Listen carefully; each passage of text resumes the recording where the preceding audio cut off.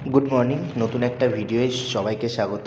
ভোরবেলা ৫টার সময় উঠে যদি বেরোতে হয় কোথাও, তো সিরিয়াসলি শীতের সকালে খুব ভয় লাগে। আর এরকমই একটা দিনে আমি সকালবেলা ভোর ৫টার সময় উঠে বেরিয়ে পড়লাম রায়দিঘির উদ্দেশ্যে। এই যে শিয়ালদা স্টেশনে এসে পৌঁছালাম। প্রচণ্ড ভিড় শিয়ালদা স্টেশনে, সকালে ফলের বাজার ভর্তি। বাট আমাকে আমার গন্তব্যস্থলে পৌঁছাতে হবে, অ্যান্ড দেন সেই জন্য আমি শিয়ালদা স্টেশনে এসে পৌঁছালাম। আমার গন্তব্য শিয়ালদা থেকে নামখানা লোকাল ধরবো এবং মথুরাপুরে নামবো। বাট এই যে ভিড়, তো কোনোভাবে তো আমি পৌঁছে গেলাম মথুরাপুর, অ্যান্ড দেন সেখান থেকে অটো বা টোটো করে আমার উদ্দেশ্য রায়দিঘি। বাট যেতে যেতে রাস্তায় এই যে চারিদিকের প্রকৃতির যে সৌন্দর্য, এটাকে কভার করলাম। আর এই করে দেখতে দেখতে ঠিক আমি আমার গন্তব্যে পৌঁছে গেলাম। অ্যান্ড গন্তব্যে পৌঁছে এই হলো আমার মুখের ফেসের অবস্থা। মানে প্রচণ্ড টায়ার্ড, কেননা সেই ভোর ৫টার সময় বেরিয়েছি। আর রায়দিঘি পৌঁছাতে পৌঁছাতে অনেকটাই বেলা হয়েছে, প্লাস টোটো অটো অনেকটা জার্নি হয়েছে। তো যাকে কোনোভাবে আমি তো রায়দিঘি পৌঁছালাম, অ্যান্ড দেন পৌঁছে আমার যেখানে যাওয়ার কথা অফিসের কাজের উদ্দেশ্যে, সেটা একটু গ্রামের ভেতর। আর তাই জন্য আশেপাশের প্রকৃতির সৌন্দর্যটা তুলে নিয়েছি এর মধ্যে।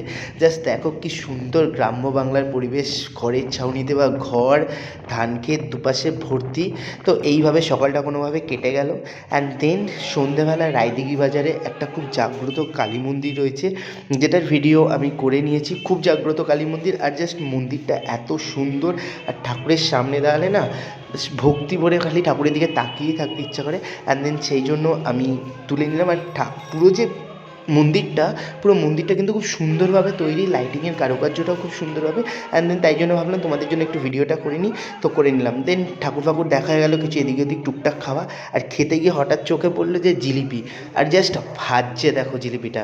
ন্যাচারালি আমি জিলিপি বেশি খাই না, বাট দেখে খুব লোভ লাগলো। অ্যান্ড দেন ওখান থেকে কিছু জিলিপি আমি কিনে নিলাম।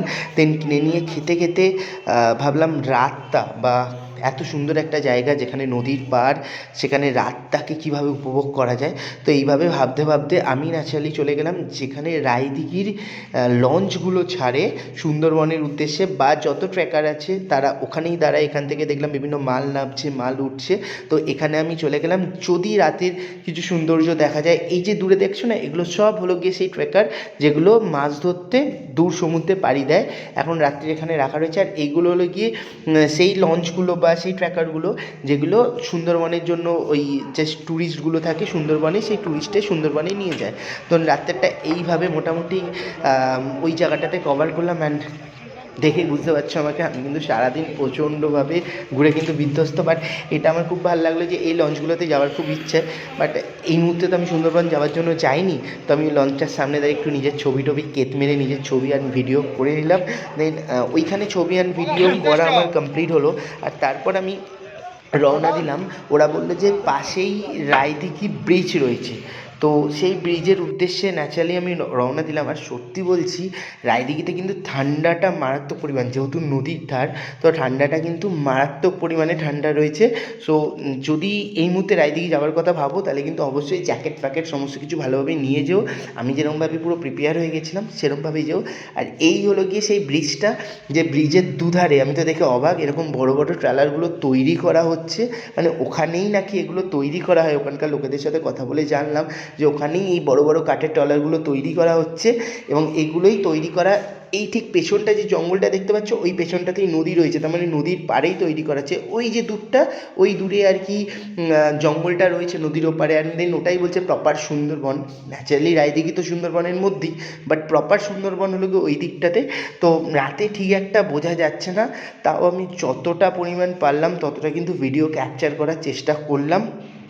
দেন আমি ভাবলাম যে এত সুন্দর জায়গা সকালে একবার তো দেখতেই হয়। অ্যান্ড দেন তাই সকালে ঘুম থেকে উঠে একদম ফ্রেশ মর্নিংয়ে সবার আগে চলে গেলাম ওই ব্রিজটাতে, যে রাতে যে জিনিসটা দেখেছি সেটা সকালে ওই জায়গা থেকে কতটা সুন্দর লাগছে একবার দেখবো বলে। সো আমি ন্যাচারালি ওই ব্রিজের উদ্দেশ্যে রওনা দিলাম। অ্যান্ড ব্রিজের সামনে গিয়ে দেখলাম একদম অপরূপ দৃশ্য।